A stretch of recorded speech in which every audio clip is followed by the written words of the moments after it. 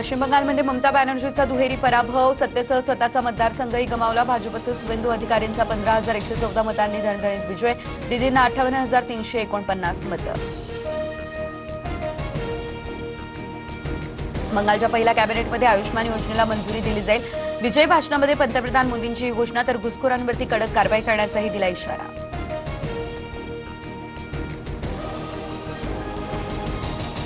भवानीपूर मतमोजणी केंद्रावरती मला मारहाण, लाथही मारण्यात आली. ममता बॅनर्जी यांचा गंभीर आरोप. टीएमसीच्या बूथ एजंटला मारहाण झाल्याचा दावा. फेरमतमोजणीची केली मागणी.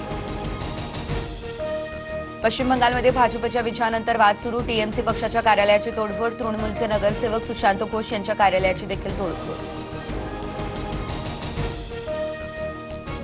पश्चिम बंगालसह तमिळनाडू आणि केरळमध्ये सत्तांतर. भाजप पहिल्यांदा बंगालमध्ये सरकार करणार स्थापन. केरळमध्ये काँग्रेसच्या हाती सत्ता, तर तमिळनाडूमध्ये थलपती विजयचा टीव्हीके हा पक्ष सर्वात मोठा.